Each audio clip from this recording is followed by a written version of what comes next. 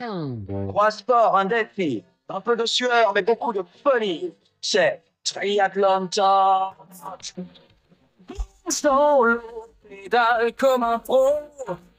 Jusqu'au bout, garde le tempo. C'est pas toujours facile, mais on en rigole. Bienvenue dans l'aventure Triathlon Talk. Et bien le bonjour très chers sportifs et sportifs dimanche, j'espère que vous allez bien.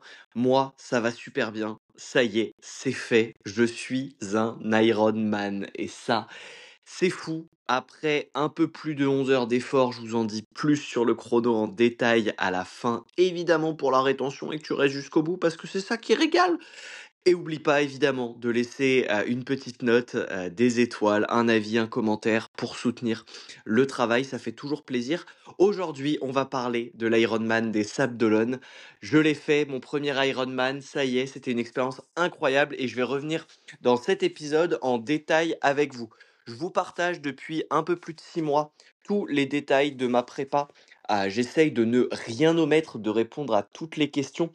Déjà pour moi, pour avoir une trace, et quelque chose, un petit calendrier à suivre ou à y revenir dans 10 ans, 20 ans, quand j'aurai oublié la douleur et l'effort que c'est, l'investissement que nécessite un Ironman, je pourrais retrouver ce podcast. Mais aussi pour vous, si vous lancez, si vous préparez votre premier Ironman ou votre 10e, il y a peut-être des choses à améliorer, il y a toujours des choses à améliorer et l'idée, c'est de partager cette expérience-là, histoire que tout le monde s'y retrouve.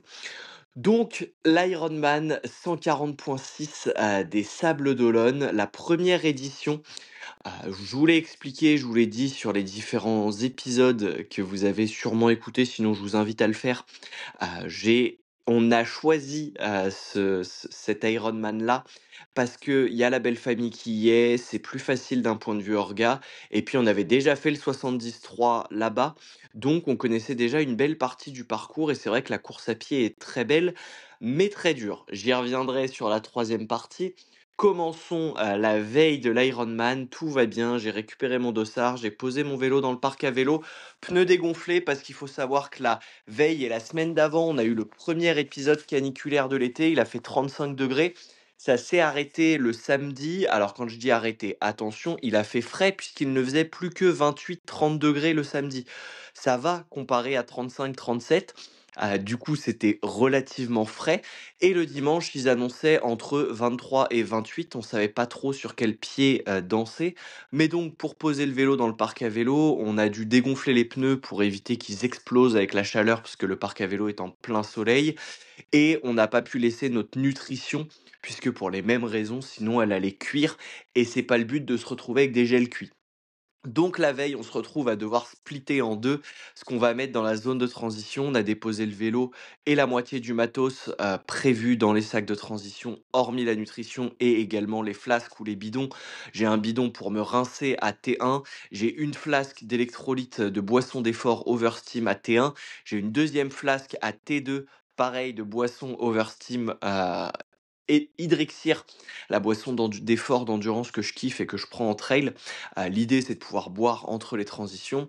J'ai un gel pour chaque transition et ensuite, j'ai mes 6 gels, un par heure sur le vélo prévu. Je prévois 30 km/h. J'espère faire mieux à ce moment-là. Je pars sur un plan où j'espère faire mieux. Je vise aux alentours de 32. Et si ça se passe pas bien, et ben, j'aurai les ravitaux tous les 25 km sur le vélo pour amortir. Bref, on prépare tout ça. J'ai mes petits sacs à la maison qui vont y aller le lendemain matin. On a les amis qui sont arrivés, la famille, il y a plus de 10 personnes à gérer et à faire manger. C'est absolument incroyable. Tout ce soutien, cette force et puis cette ambiance pré-course, cette espèce de stress. J'essaye de me dire qu'il faut en profiter, que ça arrive pas assez souvent et que c'est pas des moments de vie assez réguliers pour pouvoir s'y habituer. Donc, j'en profite au maximum, un peu stressé, on va se coucher vers 22h30, le réveil est mis à 5 heures du mat. Ça nous fait une bonne nuit, on a bien dormi toute la semaine d'avant et puis contrairement là, c'est un apprentissage de l'ultra trail, contrairement à notre premier 100 miles, les 3 mois d'avant ont été beaucoup plus calmes, au niveau, side project, sur tout ce qui est à côté, le travail, les déménagements, les vacances, les bouger en week-end et cetera. On était arrivé épuisés sur notre premier 100 miles et là, on voulait vraiment être en forme. Donc, ça faisait 3 mois qu'on faisait un très, très gros effort sur les nuits de sommeil. Donc, résultat, une petite nuit la veille n'est jamais très impactante. Si tant est que vous avez très bien dormi la semaine d'avant et que vous avez une qualité de sommeil sur les 3 mois d'avant, raisonnable, on va dire, évidemment, avec les aléas de vie. Mais du coup, réveil 5 heures, en pleine forme et je me réveille, j'ai envie. J'ai la dalle, j'ai les crocs, j'ai qu'une envie, c'est d'aller en découdre et d'aller profiter. Et ça, c'est trop bien parce que c'est rare que je sois pas stressé et que je sois parfaitement axé dans profiter. Et je sais que c'est ça qui va m'amener à la performance. Performance au sens, évidemment, par performance, j'entends le dépassement de soi et aller au bout de soi-même en faisant une course pleine, une course maîtrisée pour soi à son niveau. Et ça, c'est différent pour tout le monde. Il y a des gens qui peuvent être déçus de faire 9h30 sur Ironman et il y en a d'autres qui seront hyper contents et ravis de faire 14 heures. Chacun ses objectifs, chacun ses ambitions et chacun son niveau. Et évidemment, si tu peux pas faire 9 heures ou si t'as pas la caisse pour faire 9 heures, c'est comme pour un marathon. Si tu fais 5 heures, 5h30, c'est déjà très bien tant que tu t'es dépassé, que tu l'as fait à fond, que tu as kiffé. C'est le plus important. Donc là, j'ai envie, j'ai vraiment envie, j'ai envie d'en découdre, j'ai envie de vivre cette journée. 6 mois que je m'y prépare, j'ai mis un investissement monstrueux en termes d'heures. On a fait des semaines à 23 heures, on a fait plusieurs semaines à plus de 20 heures d'entraînement. J'ai fait le choix de mettre énormément de volume avec des très longues sorties à vélo puisque je m'entraîne avec ma femme et que du coup, par définition, je suis pas toujours dans mes allures. Donc j'ai favorisé l'aérobie et j'ai augmenté le volume pour pouvoir l'accompagner au maximum en gardant évidemment quand même une bonne base de qualité. Si je devais à peu près faire une moyenne, j'ai réussi à maintenir les 20 de qualité pour 80 de volume sur les 20 heures, ce qui fait globalement 4 heures d'intensité. Généralement en course à pied, il y avait une séance à vélo, 2 séances en course à pied d'intensité et la natation, j'ai un peu fait l'impasse. À la natation, j'ai nagé globalement entre 2000 et 3000 une fois par semaine, toutes les semaines depuis janvier. J'alternais entre des exos techniques, des exos puissance, des exos, de respiration, un petit peu tout ça, mais j'avoue que j'ai fait l'impasse sur la natation. C'était totalement décidé et choisi. Disons que j'habite à 20 minutes de la piscine, qu'entre les horaires d'ouverture, le trajet 20 minutes aller, 20 minutes retour, plus le temps de te changer, d'aller dans le bassin, de faire tes 3000 qui prennent une heure et quart si jamais tu veux monter à 4000, et de rentrer, tout ça prend énormément de temps et est soumis aux horaires de la piscine. J'ai pas voulu me rajouter de charge mentale, j'ai préféré charger et aller, chercher le progrès sur le vélo et la course à pied. C'était le plan de base, je m'y suis tenu toute la prépa et donc j'attendais pas grand-chose de la natation. Bref, on se retrouve au matin, 5h30 du mat, on a petit déj classique comme d'hab, j'en parlais dans l'épisode avec Nouchka Diète. J'ai pas changé mon petit déj tout simplement parce que avant les sorties longues, j'ai pas fait les modifications. Donc je suis resté sur ce que j'ai l'habitude de faire, soit 2 œufs, un bol de muesli avec un petit peu de fromage blanc et du miel pour le sucre, un fruit type kiwi, et là c'était une banane en l'occurrence. Et bref, je suis parti, un petit verre d'eau évidemment, un café pour me forcer à aller faire popo avant, et ne pas être embêté sur la course. C'est le seul moyen que j'ai trouvé pour forcer, cette action-là un petit peu plus rapidement et ne pas être, embêté. Ça marche très, très bien, c'est juste que c'est pas top au niveau après de l'absorption des vitamines et cetera. C'est pas très grave, là, c'est pas l'objectif. On part vers 5h45 à peu près en voiture. Un ami à nous nous dépose sur la zone de transition, on regonfle nos pneus, on dépose nos gels, et nos flasques et nos bidons, sur le vélo. On met tout ça en place et puis on se dirige tranquillement sur la plage. Il y a à peu près 15 minutes de marche ultra tranquille. On n'est pas très large parce que le temps de tout faire un petit peu, d'attendre les amis qui se garent et cetera. Globalement, il est 6h50, le départ est à 7h pour les pros féminines, 7h10 pour, le handisport et à 7h15 les premières vagues d'athlètes partent. On n'a pas vu le départ des pros, pour vous dire à quel point c'est un peu tendu et on est rentré dans la zone de transition à 7h15. On est rentré sur, la zone de 1h15, c'était ce que je prévoyais dans le plan de base. Je me suis dit: «Ça se passe bien, 1h10, je sais que j'en suis capable et ça serait cool». Ça va dépendre de la marée puisqu'on nage en Atlantique, les Sables d'Olonne, c'est l'Atlantique. Normalement sur le 73, on avait le courant qui était favorable, c'était une marée montante et il y avait qu'un seul crochet à faire. Dans le chenal, ce qui faisait qu'on était porté pendant les 3 quarts de la course et ce qui faisait la majorité des gens avaient une énorme nage. Là, c'était pas le cas, il y avait une énorme boucle et comme on partait un peu plus tard, on avait la marée descendante cette fois, et du coup la marée contre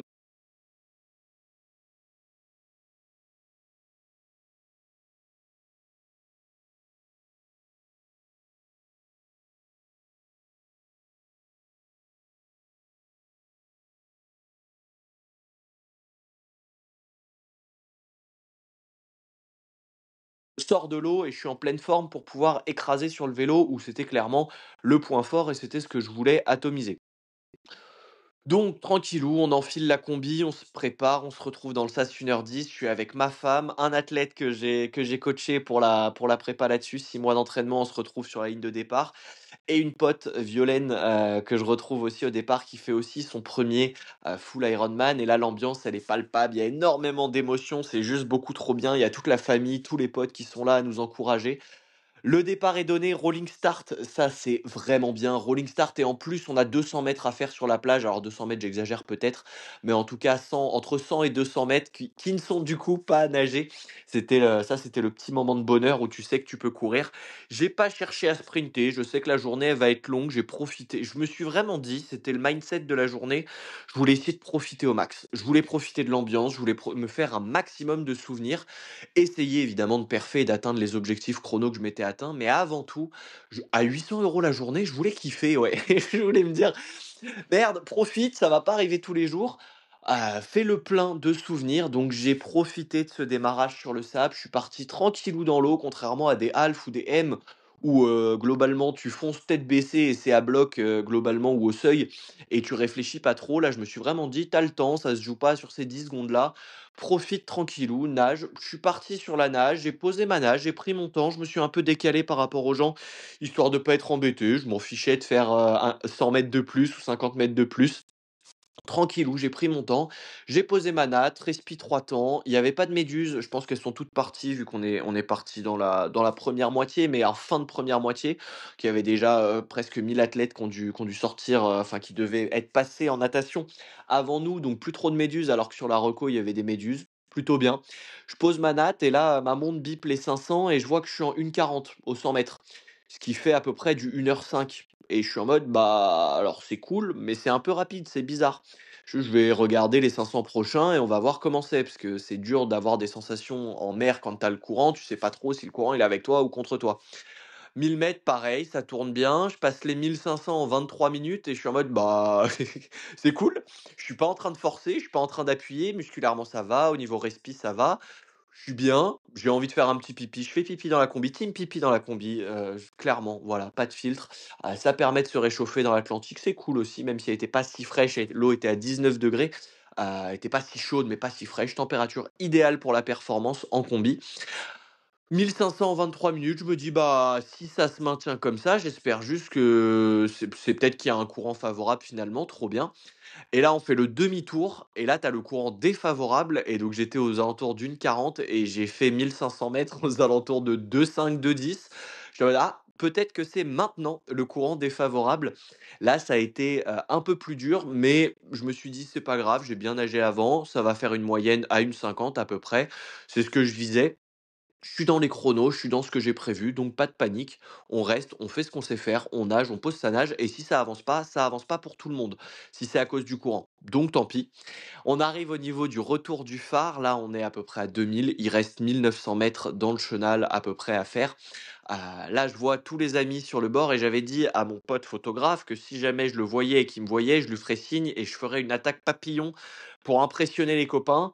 C'était débile, c'était très drôle, ça m'a fait marrer, ça m'a permis de m'occuper surtout parce que ça faisait déjà 45 minutes qu'on était partis et que je commençais déjà, bah, à me faire suer, hein. Tu parles à personne dans l'eau, c'est très monotone comme effort. Donc c'est comme si tu as fait un jog de 45 minutes, tu es content qu'il y ait un peu de divertissement à un moment. Donc j'ai fait un petit papillon, évidemment juste pour le fun et pour gaulerie, ça m'a essoufflé en 3 passes. Le papillon était dégueulasse. Je me mets 1/10 pour la note artistique, et en plus derrière j'ai été essoufflé pendant à peu près 200 mètres le temps de retrouver mon rythme. Mais ça m'a fait marrer, ça m'a sorti un peu de la monitude, qui ne se dit évidemment pas, de la lassitude, de l'épreuve.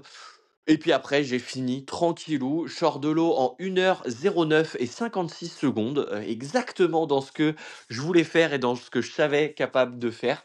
Donc trop content, je sors de l'eau, j'ai même pas le tournis en sortant de l'eau, vraiment je suis en forme, je suis en pleine forme. Honnêtement, je sors de l'eau, je suis en mode: «Bah, trop bien», j'ai l'impression de pas avoir nagé et c'est ce que je voulais. Donc hyper content, je suis en pleine possession de mes moyens. Je me reconcentre, je me rince bien, j'enlève bien la combi bas, ils ont mis une petite douche et je me rince bien pour enlever le sel et éviter les irritations. Je perds 10-15 secondes à bien me rincer le cucu pour enlever tout le sel de la mer ou en tout cas essayer d'en diluer un maximum, au niveau de la douchette. J'arrive, là ils ont mis des petits verres d'eau, je bois un petit verre d'eau, j'arrive sur ma zone de transition, je bois ma petite flasque, je prends mon petit gel, je m'habille, je ne me dépêche pas. Là, la consigne, c'est globalement, je sais que, ça va être long, c'est pas une transition où j'essaye de gratter des secondes. Je veux être efficace, je veux être, rapide dans l'efficacité, mais je veux pas confondre vitesse et précipitation. Je veux pas me retrouver, à avoir oublié 2 gels parce que j'ai voulu gagner 10 secondes sur la partie transition. Globalement, je me suis fixé un tempo de 6 minutes, sachant que entre l'eau et le premier sac de ravito, tu dois avoir 300 mètres à courir avec une petite remontée. Entre le sac et le vélo, ils t'ont remis des zigzags, donc tu dois refaire à peu près 200 ou 300 mètres pieds nus ou avec les cales aux pieds. Et ensuite, entre le vélo et la sortie, tu as 100 ou 200 mètres en fonction d'où t'es. Ça fait vite un petit kilomètre de transition, donc je savais que la transition était plutôt longue du fait qu'il y avait deux zones de transition entre les sacs et le vélo. Donc je voulais pas me presser, je visais entre 6 et 8 minutes, je me suis dit: «Ce serait une bonne transition pour un full entre 6 et 8 minutes». En dessous de 6, j'ai été efficace, si ça va, je prends évidemment. Au-dessus de 8, c'est qu'il faudra optimiser, c'est que j'ai pas été assez, bon, et je sors de la transition en 6 minutes 49, en ayant tout fait, pris mon gel, pris ma petite boisson d'effort, bu un verre d'eau, habillé, préparé, tout bien. Donc content, je monte sur le vélo, j'ai des très bonnes sensations et là, je me rends compte qu'avec tout le stress de gonfler les pneus, les bidons, le chaud et cetera, j'ai le truc con, j'ai oublié de baisser mon plateau et pourtant je le sais, je le répète à tous mes athlètes et là, j'ai oublié de passer du grand plateau au petit plateau, ce qui fait qu'au moment de caler et de vouloir démarrer, c'est un petit peu dur. Je me retrouve à devoir forcer un peu, je suis pas passé loin de la catastrophe, mais je sauve l'honneur et le démarrage. Je pars tranquillou. Là, le remblai, il est vide, il est pour nous. Je profite, je me mets sur le vélo, je me mets sur les prolongateurs quasiment directement. Je me pose et je prends mon allure. J'attends un peu, évidemment 2-3 bornes que ça passe, mais je me lance. Je sais que je pars pour 180 kilomètres. J'ai de l'énergie, je suis en forme. Je vais essayer de la répartir sur les 180 kilomètres et évidemment de les répartir en gardant, à l'œil qu'il y a toujours un marathon derrière à faire. Donc il faut gérer. Pour la partie vélo, je vous en ferai un épisode complet sur le draft et sur les règles en triathlon. Petit rappel, le draft est totalement interdit, et rouler en pack est totalement interdit. Si vous avez le même niveau que quelqu'un, soit vous le doublez, soit vous roulez à côté, mais vous ne devez pas rester, pareil. Ça a été hallucinant et ça m'a un peu énervé.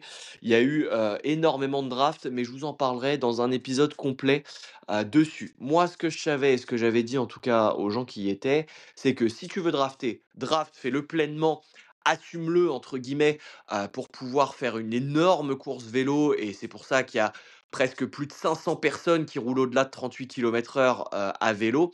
J'ai du mal à y croire, sachant que les mêmes personnes derrière font un marathon en 4h30, 5 heures. J'ai beaucoup de mal ou en termes de gestion, c'est dégueulasse. Mais ça, c'est pas grave. Moi, je me suis dit: «Je fais ma course, c'est mon premier Ironman, je veux que ce soit propre, je veux un chrono de référence.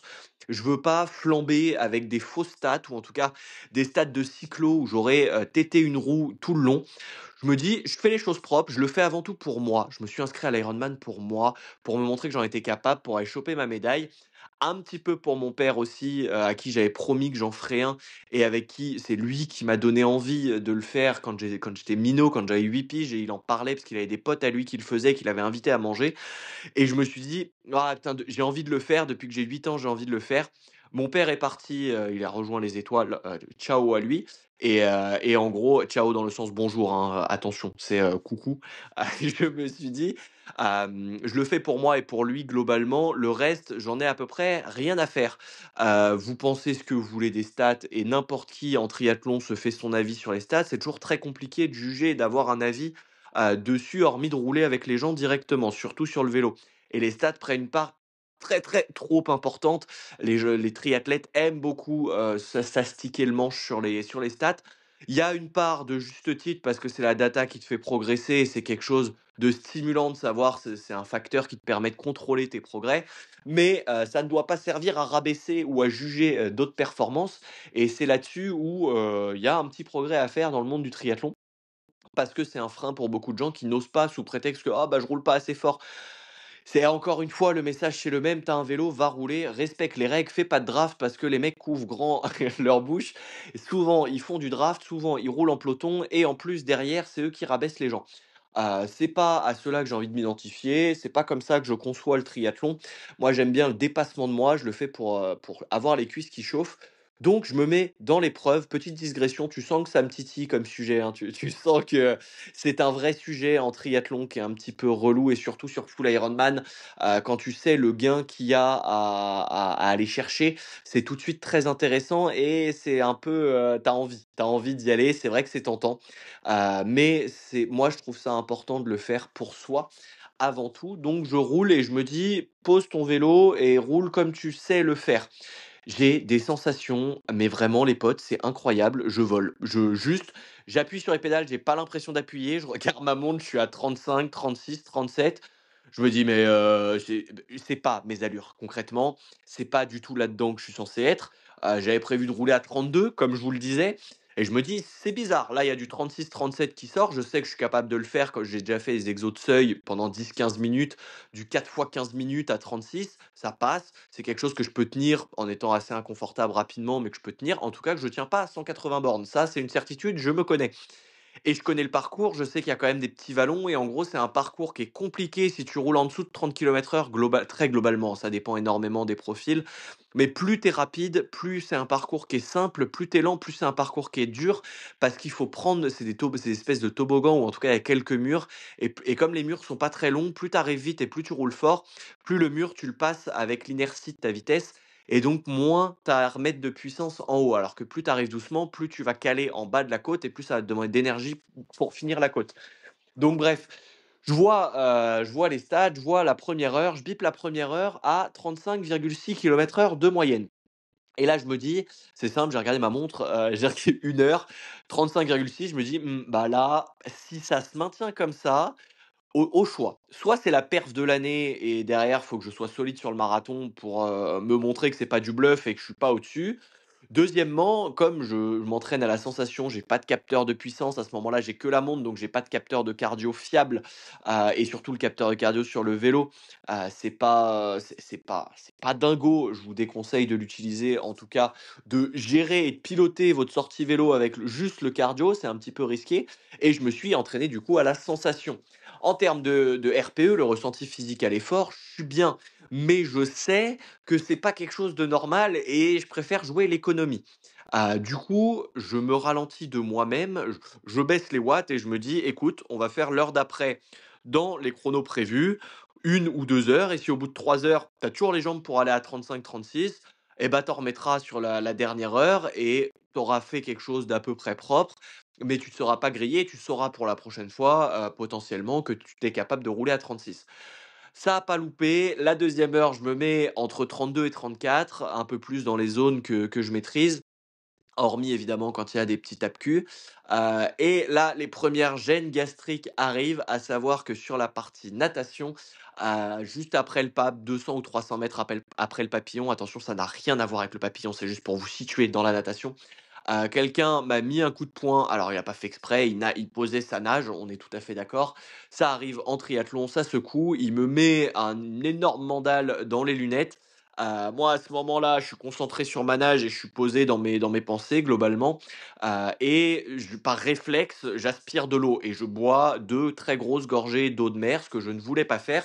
Parce que sur Ironman, quand tu bois l'eau, qui est pas propre, l'eau de la mer n'étant pas évidemment potable, c'est pas ouf pour le transit et ayant un transit très fragile, je sais que ça, c'est quelque chose qui peut me strike complètement.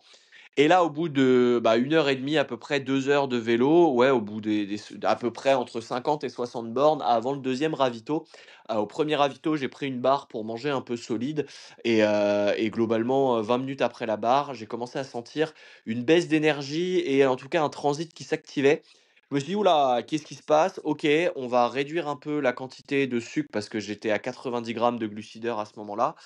C'était ce à quoi je tournais, ce à quoi je m'étais entraîné. Je me dis: «OK, on va réduire un peu. Je vais passer sur du 50 grammes, voire 40 grammes de glucideurs, pendant 1 heure. Je vais laisser un peu mon transit au repos. Je vais réduire un peu à ce moment-là, pendant 20-30 minutes, ouais, je suis passé à 30-31 km/h de moyenne, juste histoire de voir ce qui se passait et comment ça évoluait, si j'allais prendre un tir ou pas.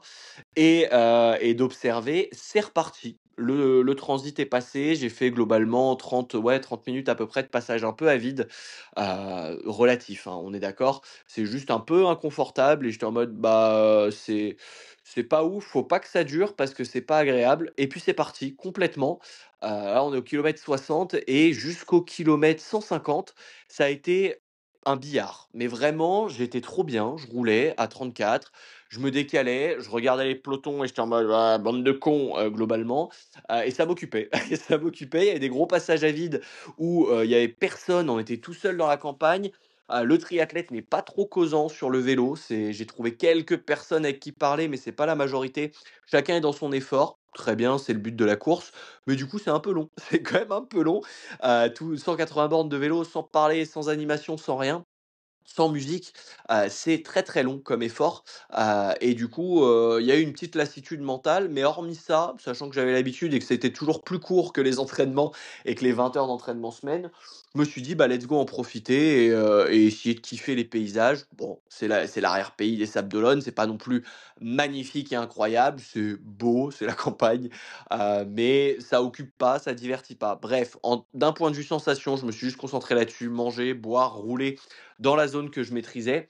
Et là, j'étais entre 32 et 34 km/h de moyenne, à peu de choses près.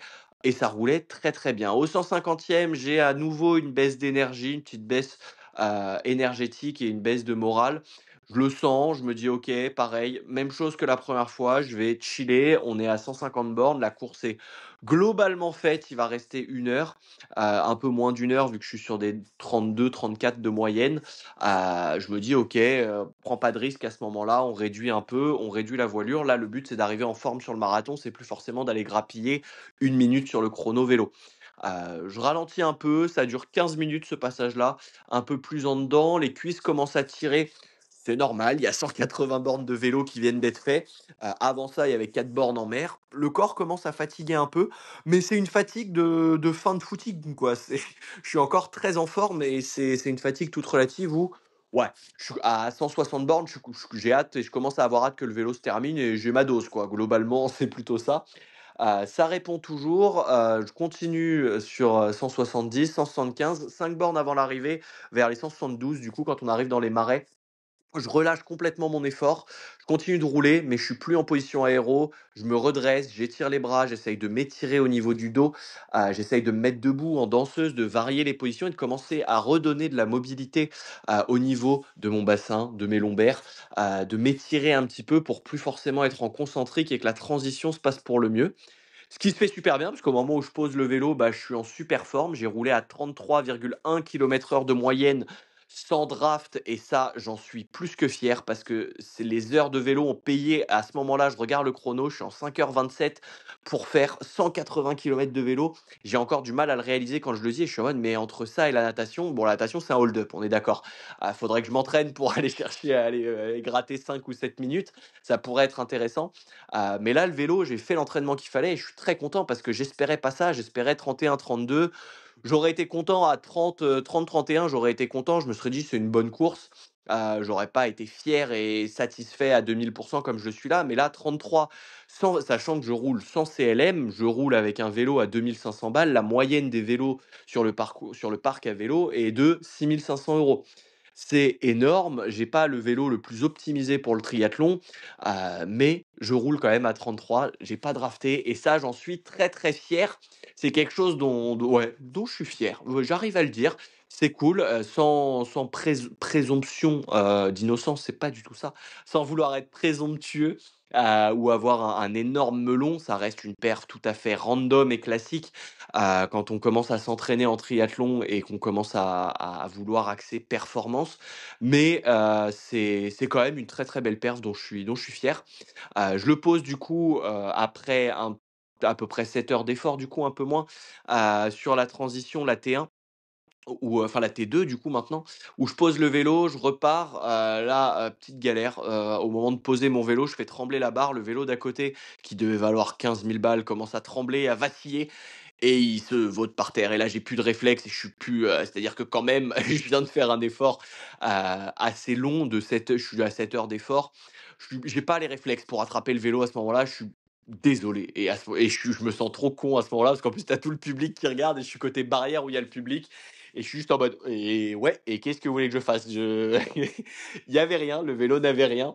Ah, il est tombé pas du côté dérailleur, donc nickel, je me suis juste fait peur. Mais c'est la petite anecdote marrante où moi je me revois perdre mes moyens, essayer de le rattraper comme une merguez en n'ayant absolument aucun réflexe et ça, c'était très marrant. Mais du coup, je pose, petit gel, petite boisson d'effort, on passe en course à pied. Je mets les chaussures, je mets le bob parce que le soleil s'est levé sur la dernière heure, il commence déjà à faire chaud et je le sais, la chaleur, c'est pas ma pote. C'est pas quelque chose dans lequel je suis à l'aise, c'est pas un effort que j'aime, que j'apprécie, que j'affectionne et que mon corps gère surtout. Je suis beaucoup plus à l'aise sur une Saint-Élion dans le froid. C'est quelque chose qui ne me gêne pas, le froid, ça peut descendre à du -10, -15, -20. Ça me gênera pas des masses. Évidemment, il va faire froid, mais c'est pas quelque chose qui va totalement flinguer ma course. À l'inverse, le chaud et ça se joue d'un point de vue neurologique, c'est-à-dire que tu as les appétences pour ou tu ne les as pas. Même si tu l'entraînes, si tu je me suis entraîné, je me suis exposé à la chaleur, j'ai fait tous mes jogs et les sorties vélo, j'ai sur les premières chaleurs à 20 degrés, j'essayais d'aller, chercher le soleil, de partir entre midi et 14 heures. Mais le problème, c'est que, bah, c'est une course fin juin, ça a été les premières chaleurs à 30, on parle de 30 degrés ressentis. Donc c'est compliqué de s'entraîner en avril, mai, juin, mais il a commencé à faire du 22-23 degrés 2-3 jours, mais c'est pas non plus 30 degrés, donc c'est compliqué de se préparer parfaitement à ça et même en me préparant, c'est pas quelque chose qui est naturellement. Tu le sens venir, tu sens que je mets en place le terrain et les premières excuses, de ce qui s'est mal passé. En gros, sur l'analyse, c'est la chaleur qui me strike. Je pense que le fait d'avoir bu la tasse, dans la mer et d'avoir eu les 2 petits problèmes gastriques sur le vélo n'a pas aidé du tout. Mais bref, je pars sur la course à pied, ça va très bien. Je sors de la transition, le premier kill, je suis en 4,40 et je visais entre 5 et 5,10. Avec la chaleur, je voulais faire 5,15, 5,20 histoire de baisser un peu, le seuil et de me dire: «Tranquille, premier kilomètre géré à la montre, 4,40». Je suis en mode: Ça va pas tenir, il faut que je ralentisse de ouf». Je repasse en 5,10, 2e kilomètre, ça y est, je suis dans le rythme, 5,10, ça bouge pas. 3e kilomètre, on passe dans le sable. Là, je passe en 5,40 parce que, bah, c'est le sable et c'est un peu plus dur, mais je m'inquiète pas, je veux pas en mettre à ce moment-là. C'est encore long le parcours et je sais que musculairement ça va, je suis pas en train de donner. Donc tranquillou et je sens à ce moment-là au 3e kilomètre que la chaleur est là. C'est-à-dire que c'est un parcours sur le remblai en plein cagnard, il y a pas d'ombre, il y a rien, un peu comme à Nice, mais à Nice tu quelques palmiers. Là, il y a vraiment rien du tout, sur le remblai. Il fait que 26. Je dis: «Il fait que 26» parce que les gadgets qu'on fait Nice, la semaine d'après et ceux qu'on fait Francfort aussi, il faisait 34 degrés. C'est autre chose. Là, il fait plein cagnard, 26 degrés, ressenti 30-31. C'est pas tout à fait la même course, mais disons que ça reste très chaud. Un marathon en plein cagnard, sachant que là, à ce moment-là, il est 14h30. Plein cagnard, 14h30, tu sais que tu en as pour 2-3 heures de grosse chaleur à morfler et donc j'y vais en gestion et plus ça avance, plus j'arrive sur le remblai et je me dis: «OK, il fait très, très chaud». Là, il y a une vague de chaleur, il y a des gens, il y a le béton qui respire, qui transpire la chaleur et là, il fait très, très chaud, il y a pas un brin d'air. On a beau être en bord de mer, en front de mer, il y a pas un courant d'air, il y a pas un foutu courant d'air. Je suis en mode: «OK, ça va être compliqué». Je pars et je me dis: «Pose-toi dans une allure où tu es confortable et où tu fais-le aux sensations, vois ce qui sort». Et à ce moment-là, c'est frustrant parce qu'au niveau des jambes, ça va super bien. Je cours très, très bien. Mais alors au niveau du cardio et de la gestion de l'effort global en ressenti, ça va pas du tout. Et juste, je sens que la cocotte minute est en train de chauffer, de chauffer, de chauffer. Je me dis: «OK, stand-by, on annule tout ce qu'on avait prévu sur le marathon. Je me mets en 5,50, 6 minutes au kill et je gère». Et ça, je sais que c'est mon allure d'ultra, je sais que je peux la tenir longtemps et que c'est un effort dans lequel je suis à l'aise, et que je suis vraiment pas en train de donner musculairement. Donc je me dis: «Let's go, plan de secours». On se met en 5,50, 6 minutes au kill et on tient. Et là, l'objectif, c'est une résistance. On va de ravito en ravito. À chaque ravito, je m'arrête pour mouiller le bob, me mouiller la nuque, prendre le temps de prendre un verre d'eau, etc. Quitte à perdre 10-15 secondes à chaque fois. Mais c'est pas grave, c'est pareil. Même si au cumul, je sais que je perdrai 3-4 minutes. J'ai fait le deuil du chrono que je visais sur marathon déjà à ce moment-là. On est à peine à 7-8 bornes, hein, au moment où je vous parle. Je sais que le marathon va pas se passer comme je veux et je suis déjà en train de faire ce deuil-là de pas pouvoir je visais un marathon aux alentours de 3h45, 5h, 3h45, 3h50, pas 5h, sinon la barrière est un peu large, tu l'auras compris. C'était ce que j'aurais aimé faire, je pense que musculairement j'en ai les capacités, je me suis entraîné pour, mais les paramètres de la course sont tels qu'il fait 26 degrés, il y a du soleil, c'est pas quelque chose, sur lequel j'ai pu m'entraîner et dans lequel je suis à l'aise. Donc on change le plan de course, je passe en 6 minutes, je m'arrête et je ralentis au ravito. Ça tient, je sens que ça tient 17 bornes et là au 17e kilomètre, globalement, je bois une ceinture, enfin, c'est une ceinture Rosana, je sais plus, ceinture je crois qu'ils donnaient sur les ravitaux. Je bois mon verre, mon godet de ceinture, comme je faisais. Globalement, je faisais un petit peu de Rosana, un petit peu de ceinture, enfin Rosana ceinture, un petit peu de coca, et un petit peu d'électrolyte. Je variais les 3 boissons. J'étais que en liquide parce que je savais que si je prenais du solide, c'était patatras au niveau, de l'estomac. Donc c'est tout safe, tout en contrôle, et au 17e, le verre de ceinture, je le bois, il ressort instantanément. Mais juste le verre, rien de plus. Je le fais en courant, c'est pendant que je courais, ça donnait un espèce de gros crachat, mais il ressort, je suis en mode: «Bon, bah, si OK, ça va être compliqué, mais si ça passe plus, c'est pas grave. J'ai encore de l'énergie, on verra quand ça lâchera». Je continue, je poursuis mon effort. Je poursuis mon effort 2, 3, 4 kilomètres. Il y a encore un ravito, un deuxième ravito. Et là, je prends, du coup, il n'y a plus que le coca qui passe. Je prends le coca et je sens mon estomac se tordre et se nouer. Et à ce moment-là, je suis en mode, j'aime pas ce. Tu sais, j'ai le frisson. Je sais pas si vous avez déjà eu cette espèce de grosse diarrhée à l'effort, où vous avez le frisson dans l'échine, dans la nuque, et tu sais que les 5 prochaines minutes vont être fatales et que tu vas pas avoir le choix.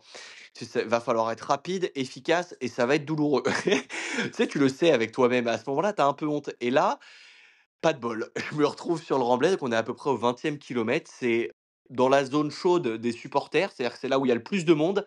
Et alors merci Ironman d'avoir mis des toilettes à ce niveau-là. Il y a 3 toilettes, chimiques, vous savez les toilettes de chantier là où il y a pas d'aération là-dedans, ça pue la mort.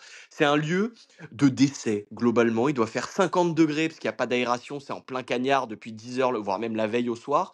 Tu as tout le monde autour, donc quand tu rentres dedans, tous les supporters savent pourquoi tu rentres dedans et ils te regardent et ils sont en mode: «Ah bon courage, peut-être c'est un pipi». Ils voient ça dure plus de 30 secondes, ils sont en mode: «C'était pas un pipi». J'ai dû y rester 10 minutes à ce moment-là, 10 bonnes minutes, hein, bien tapé. J'étais pas au chrono, c'était juste que je ne pouvais pas bouger. J'ai hésité un moment une fois que la première grosse salve était partie, je vous épargne les détails, quand même techniques, mais une fois que le premier gros était parti, là, tu as cette question avec toi-même où tu as encore des frissons et tu es en suée dedans. Tu es en mode: «Est-ce que j'y retourne ou pas? Et si j'y retourne, est-ce que dans 500 mètres, faudra se re-arrêter?» Sachant que le détail, c'est évidemment, la trifonction qui est trempée d'eau et de sueur et du coup qui est hardcore à enlever. Tu te retrouves à poil dans l'Algeco. À ce moment-là, t'es pas fier. J'étais pas fier, c'était pas un bon moment, c'était pas un bon souvenir de si, mais c'est un souvenir quand même. Disons qu'à ce moment-là, je le prends en pleine tête et je suis en mode: bah, voilà, ce sera ça l'histoire de mon Ironman. Qu'est-ce que tu veux que j'y fasse?» Vu tout ce que j'ai sorti, je pouvais pas le faire, je pouvais pas faire une Dinis pardon, et le sortir, sur la ligne d'arrivée. J'étais qu'à 20 bornes, il restait 22 bornes à faire. Je pouvais clairement pas, le tanker 22 bornes. Donc j'ai pris la meilleure décision, j'y suis allé, ça a duré 10 minutes. Je suis sorti, pas fier. J'ai marché quand même 200-300 mètres histoire de m'assurer que ça allait, prêt à faire demi-tour. Je repars, je me refais un petit coca. Ça a l'air de refonctionner. Je suis en mode: «Oh et ça va ou pas? Ça va tenir?» 22, 23, 24 ravitaux, derrière. Je fais: «Ça a l'air pas trop mal» et patatras, énorme nausée à ce moment-là. Là, c'est pas juste le verre d'eau qui est ressorti, j'ai dû ressortir mon repas des 8 derniers jours, c'était, des spasmes. J'ai dû m'arrêter et me tenir, à 2 pou entre j'ai vomi entre 2 poubelles et je me tenais aux 2 poubelles. Et un un petit bénévole qui m'a regardé, qui m'a dit: «Ça va, vous voulez arrêter?» «Mais surtout pas mon pote, je suis à 25 kilomètres, il m'en reste 15. Crois-moi bien que si je dois ramper, je vais y aller. Je suis encore à 6 heures de la barrière horaire.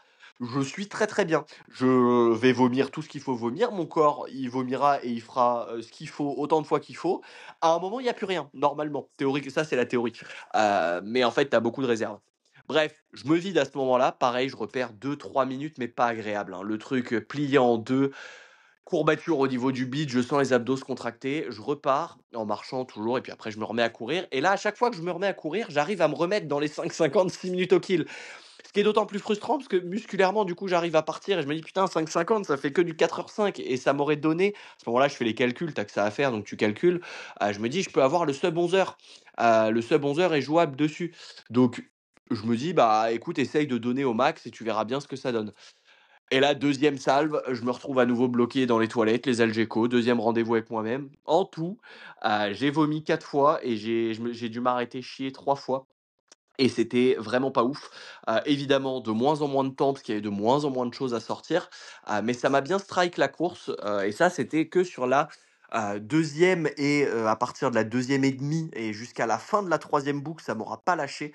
Donc sur quasiment, 15 bornes, j'étais en PLS. Ça a été le milieu de la course le plus dur et puis je sais pas, mentalement ou peut-être vidé et plus rien, je sais toujours pas ce qui s'est passé à ce moment-là, mais plus rien dans l'estomac, sûrement, je pense que c'est ça et mentalement, j'ai switché sur la dernière boucle.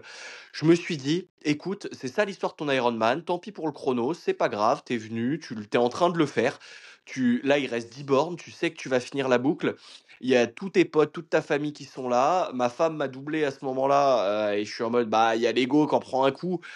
Et en même temps, je suis si fier d'elle que je suis en mode, bah, juste, c'est trop cool. Elle, elle est en train de défoncer sa course. Donc, trop bien. Elle est en train d'anéantir son chrono, parce que pour qu'elle me rattrape, c'est qu'elle était très loin des chronos qu'elle avait prévus.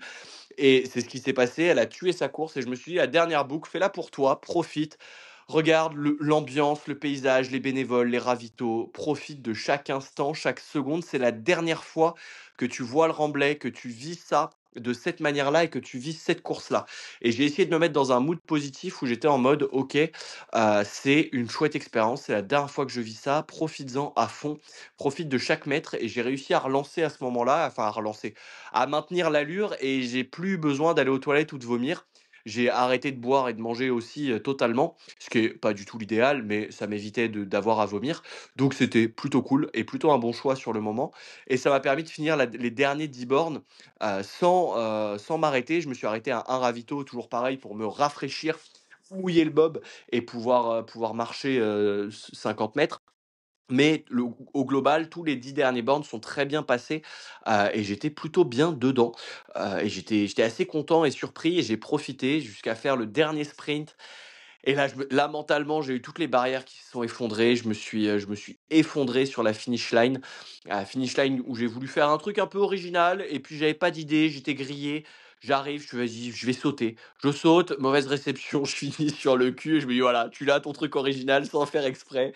Tant pis, ce sera comme ça pour cette fois» et après je me suis effondré à l'ombre et j'ai mis, globalement 3 jours à m'en remettre au niveau gastrique, à refaire, caca pour les adeptes de sans filtre. Ça a mis un petit peu de temps, mais fier, heureux, j'ai fini en larmes. Ma femme m'attendait sur la ligne d'arrivée parce que du coup elle est arrivée avec 10 minutes d'avance sur moi. Elle a fait la course, elle visait moins de 12 heures, elle fait 11h06. Moi je visais 11 heures et j'espérais accrocher les 11 heures. Je fais 11h19. Je suis hyper content. C'est un premier Ironman. J'essaye de relativiser. Le marathon passe en 4h36.